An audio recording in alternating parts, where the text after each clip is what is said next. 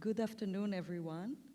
I would like to begin by thanking Professor Takizawa for kindly inviting me to give a lecture and for her generous hospitality. It is my first time in Japan, and I truly feel honored to have been given the opportunity to share with you my work here at the Kyoto University. Arigato.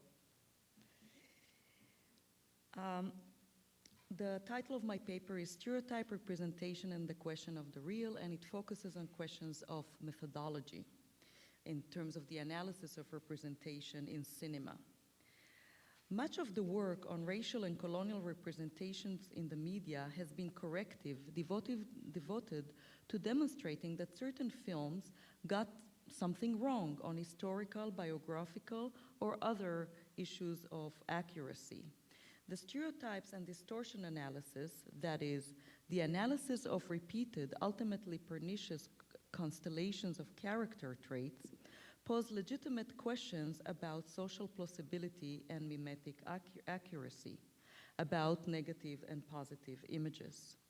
Such approaches are often premised on an exclusive allegiance to an aesthetic of verisimilitude. At the same time, however, the notion of the real has been challenged by post-structuralist theory, highlighting instead inaccessibility to the real and the problem of mediation. My lecture will point to the contribution of both positions, but also will point to the problems raised by both positions, that is, the obsession with realistic images on the one hand, and a certain post-structuralist rejection of the debate over realistic portrayal on the other. In the last part of my lecture, I will reflect on racialized representations in terms of effects of the real and on negotiating spectatorship, identity, and identification. Part 1, the limits of stereotype and positive image analysis. I would like to begin by arguing for the importance of the study of stereotyping in popular culture, but also to point to the limits of stereotype-centered approaches, raising some methodological questions about the underlying premise of such approaches. The stereotype-centered analysis has made an indispensable contribution by 1, revealing oppressive patterns of prejudice in what might at first glance have seemed random phenomena.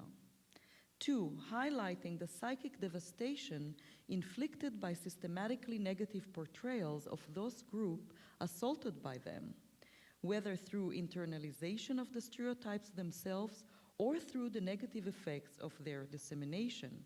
And 3, signaling the social functionality of stereotypes, demonstrating that they are not an error of perception, but rather a form of social control intended as what Alice Walker calls prisons of image.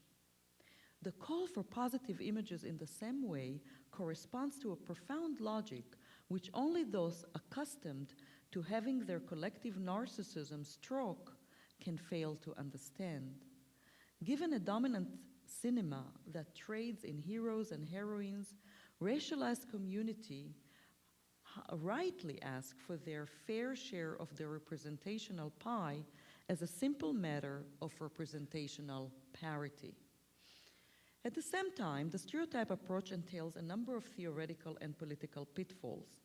First, the exclusive preoccupation with images, whether positive or negative, can lead to a kind of essentialism, as less subtle criticism reduces a complex variety of portrayals to a limited set of reified formulas. The critic forces diverse fictive characters into pre-established categories. Behind every black child performer, the critic discerns a pickaninny. Behind every kafia-wearing Arab, the critic discerns a terrorist, even when the narrative context does not reproduce a racist or an Orientalist discourse. Such reductionist analysis runs the risk of reproducing the very racial essentialism they were designed to combat. This essentialism generates in its wake a certain ahistoricity. The analysis tends to be static, not allowing for mutations, metamorphosis, alter function. It ignored the historical instability of images or of stereotypes. At the same time, images may change while their function remains the same.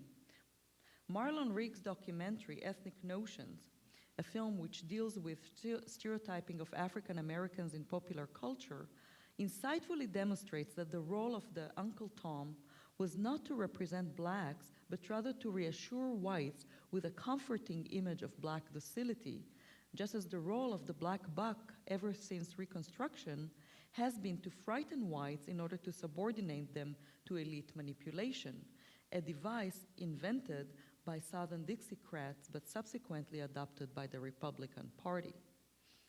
The positive image of TV sitcoms with black casts such as Different Strokes, The Jeffersons, as Herman Gray argues, idealized racial harmony, affluence, and individual mobility of blacks, and thus deflected attention from the persistence of racism, inequality, and differential power.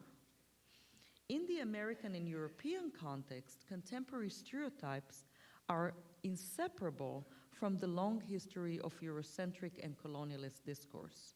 The Sambo type is on one level merely a circumscribed characterological instant of the infantilizing trope. The tragic mulatto, in the same vein, is a cautionary figure premised on the trope of purity, the loathing of mixing, characteristic of a colonial racist discourse. A positive image approach also ignores the question of address, perspective, and social positioning, both of the filmmaker and of the audience. We cannot equate the stereotyping performed from above with stereotyping from below, where the stereotype is used, as it were, in quotes, recognized as a stereotype and used to new ends or new purposes. The theater group Culture Clash, for example, invokes stereotypes about Chicanos, but always within a sympathetic Chicano perspective. The notion of positive images, however, this allows this kind of insider satire, the affectionate self-mockery by which a racialized group makes fun of itself.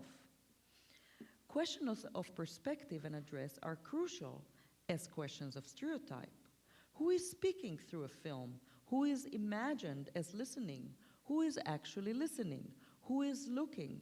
And what social desires are mobilized by the film? A positive image approach also elides issues of point of view and what Gerard Genetz calls focalization. Genetz's reformulation of the classic literary question of point of view reached beyond character perspective to the structuring of information within the story world through the cognitive perceptual grid of its inhabitants. The concept is illuminating when applied to well-meaning liberal films which furnish the so-called other with a positive image, appealing dialogue and sporadic points of view shots, yet in which Euro-Americans or European characters remain radiating center of consciousness and filters for information, that is, the vehicle for dominant racial discourses.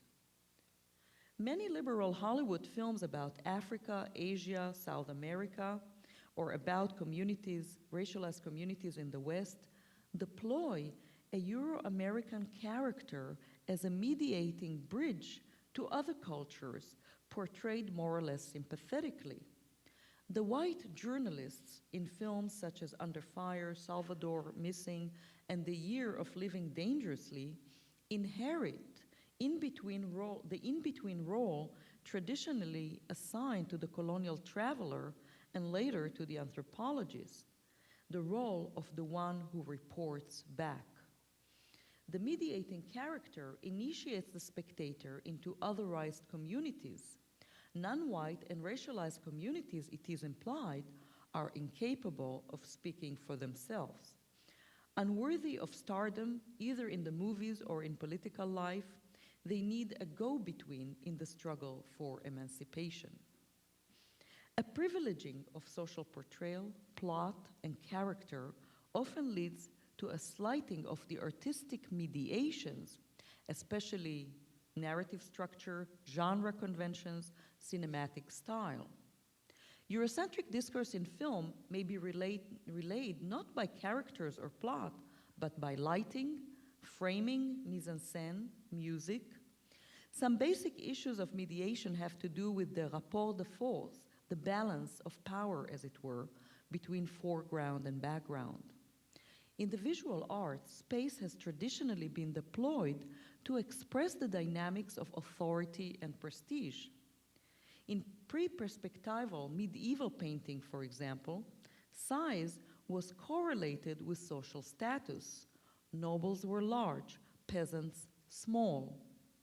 The cinema translates such correlations of social power into registers of foreground and background, on-screen and off-screen, speech and silence. To speak of the image of a social group, we have to ask precise questions about images. How much space do they occupy in the shot? Are they seen in close-ups or only in distant long shots? How often do they appear compared to the socially dominant Euro-American characters? Are they active, desiring characters or decorative props? How do character positionings communicate social distance or difference in status? Who is in front and center? How do body language, posture, and facial expression communicate social hierarchies, arrogance, servility, resentment, pride? Is there an aesthetic segregation whereby one group is hallowed and the other villainized? Are subtle hierarchies conveyed by temporality and subjectivity? What homologies inform artistic and ethnic political representation? Those are the important questions that I think need to be asked when we come to analyze representation on the screen.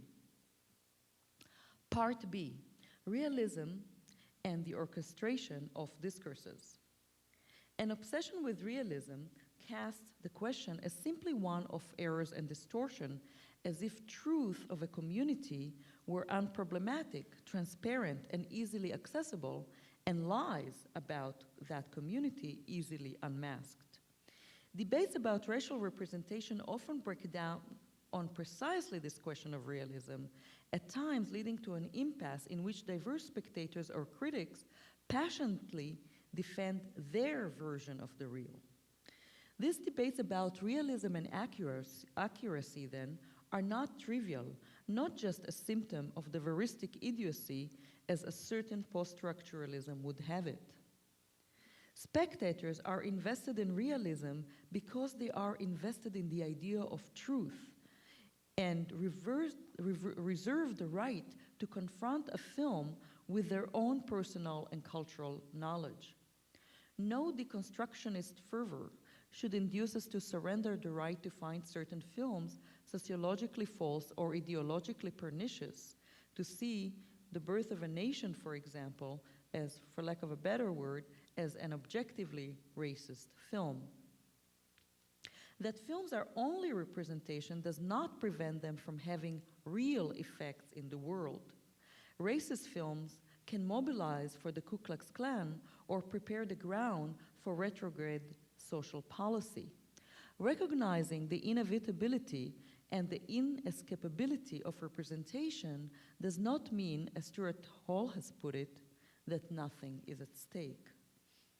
The desire to reserve a right to judgment on questions of realism comes into play, especially in cases where there are real-life prototypes for characters and situations, and where the film, whatever its conventional disclaimers, implicitly makes and is received as making historical, realist claims.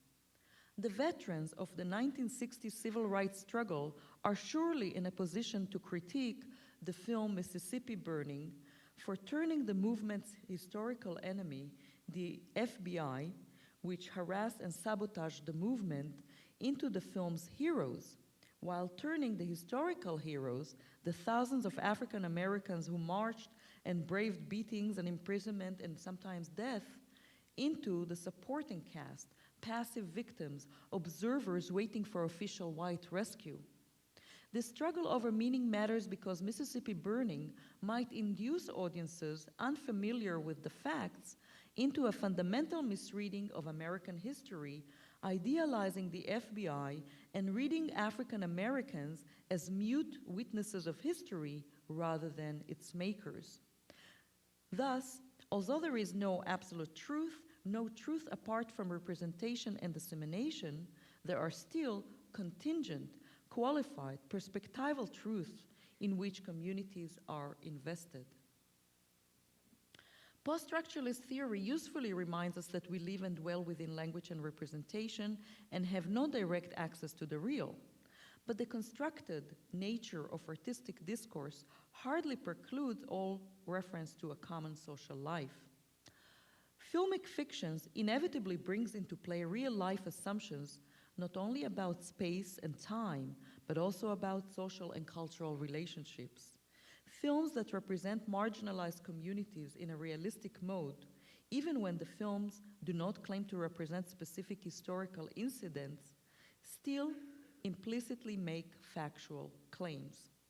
Thus, critics of the stereotype and distortions are right to draw attention to the complacent ignorance of Hollywood portrayals of Native Americans, to the cultural flattening which erases the geographical and cultural differences between Great Plains tribes and those from other regions, and which have Native Americans of the Northeast wearing Great Plains clothing and living in Hopi dwellings, all collapsed into a single stereotypical figure, the instant Indian with wig, moccasins, phony beadwork. Many oppressed groups have used progressive realism to unmask hegemonic representations, countering the objectifying discourses of patriarchy and colonialism with a vision of themselves and their reality from within. But this laudable intention is not always unproblematic. Reality is not self-evidently given, and truth is not immediately sizable by the camera. We must distinguish, therefore, between A, realism as a goal, that is Brecht's idea of layering bare the causal network of social ideology, and B, realism as a style or constellation of strategies aimed at producing an illusionistic reality effect. Realism as a goal is quite compatible with a style which is reflexive and deconstructive, as is eloquently demonstrated by many alternative films.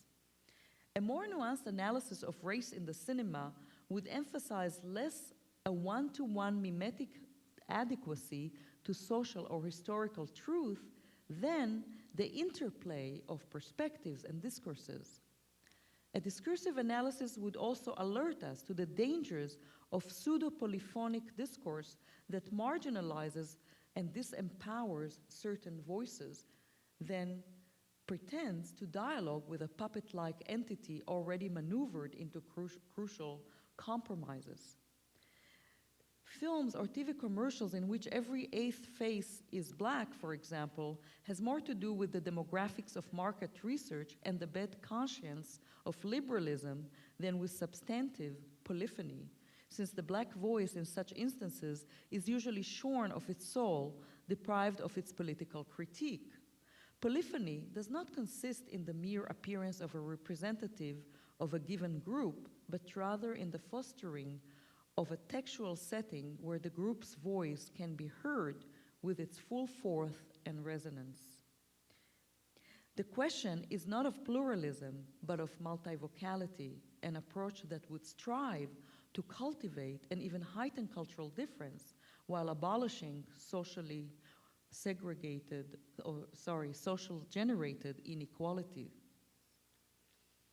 We must reformulate the notion of artistic representation in such a way to avoid both a naive faith in truth and reality, a faith which tends to inform the stereotype analysis criticism, and also to avoid the equally naive notion that the ubiquity of language and representation signifies the end of struggle and the end of history, which has characterized certain post-structuralist and postmodernist discourses.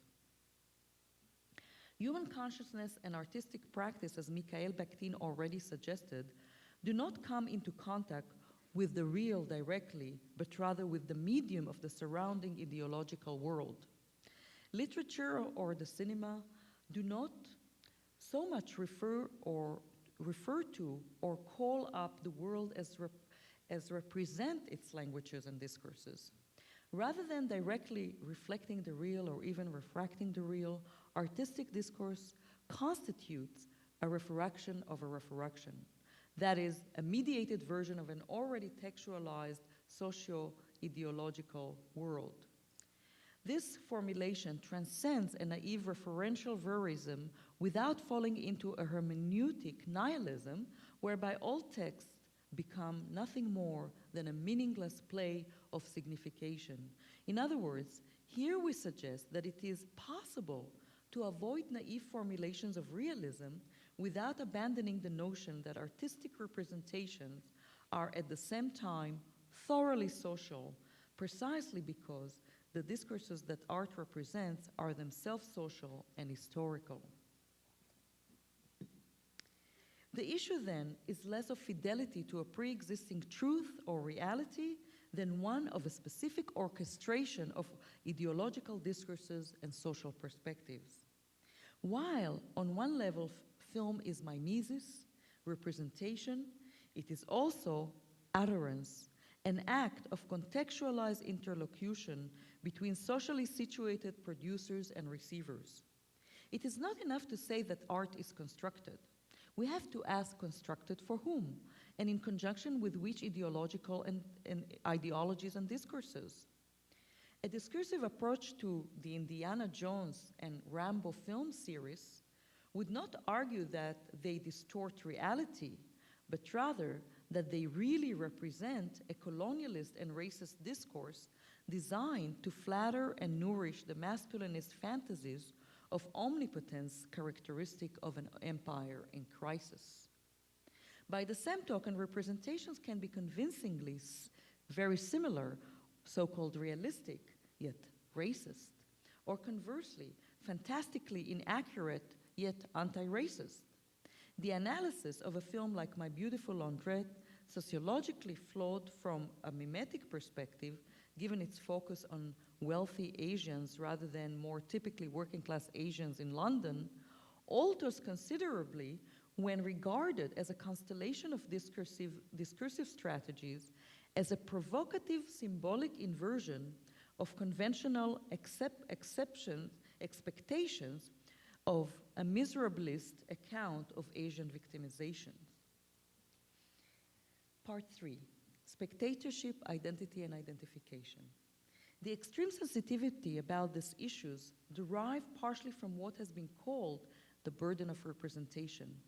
For racialized artists and cultural critics, speaking and writing are a constant negotiation of this burden.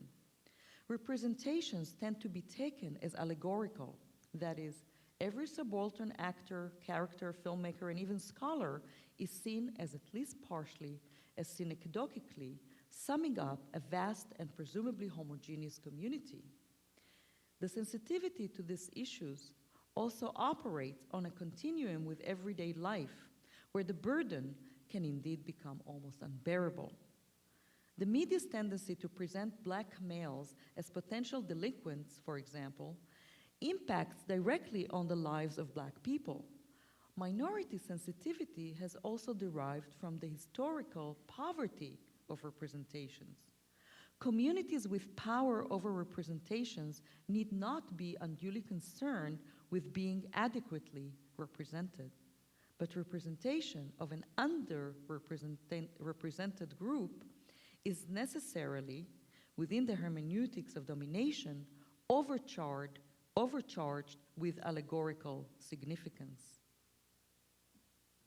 That something vital is at stake in this debate becomes obvious in those instances when entire communities passionately protest the representations that are made of them in the name of their own experiential sense of truth.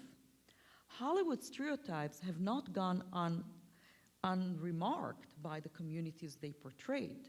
Native Americans, very early on, vocally protested misrepresentations of their culture and history. In the same vein, the National Association for Advancement of Colored People protested films such as The Birth of a Nation. Chicanos protested the Bandido films. And Latin Americans generally protested the caricaturing of their culture. Although total realism is a theoretical impossibility, spectators themselves come equipped with a sense of the real, rooted in their own experience, on the basis of which they can accept, question, or even subvert a film's representation. In this sense, the cultural preparation of a particular audience can generate counter-pressure to a racist or prejudicial discourse. Cinematic spectatorship offers a significant site for the examination of these processes of identification and symbolic affiliation or disaffiliation, especially given a history of lack of access to self-representation. The Martinican revolutionary theorist Frantz Fanon, the Ethiopian-American filmmaker Haile Gerima, and the Palestinian-American cultural critic Edward Said have all registered the impact of Tarzan on their impressionable young selves. Gerima recalled the crisis of identity provoked in an Ethiopian child applauding Johnny Weissmuller as he cleansed the so-called dark continent of its inhabitants. Quote, "Whenever Africans sneaked up behind Tarzan, we would scream our heads off, trying to warn him that they were coming." End of quote. In Black Skin, White Masks, Fanon too brings up Tarzan to point to a certain instability within cinematic identification. Quote, "Attend showings of Tarzan film in the Antilles and in Europe. In the Antilles, the young Negro identifies himself de facto with Tarzan against the Negroes. This is much more difficult for him in a European theater for the rest of the audience, which is white, automatically identifies him with the savages of the screen." Fanon's example points to the shifting situational nature of colonized spectatorship. The colonial context of reception alters the very process of identification. And I want to give now another example of this problem of identification and the power of the cinematic apparatus to leave such a great impact on spectatorship. Brecht's account of his reaction to a classic imperialist film, George Stevens' Ganga Din, is revelatory in this regard. Quote, this is from Brecht, "In the film Ganga Din, I saw British occupation forces fighting a native population. The Indians were primitive creatures, either comic or wicked, comic when loyal to the British and wicked when hostile. One of the Indians betrayed his compatriots to the British, sacrificed his life so that his fellow countrymen should be defeated and earn the audience's heartfelt applause. My heart was touched too.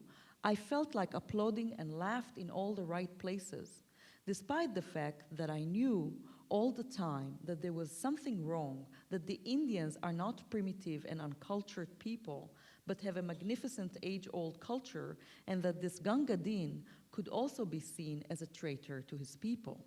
End of quote.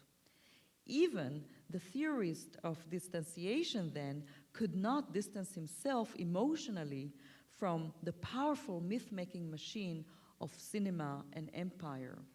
As the Brecht example suggests, spectators differ, but however, they can identify across racial lines and affiliate even with groups that are not their own, and in that sense, imagine a different world of cross-racial identifications and cross-racial affiliations.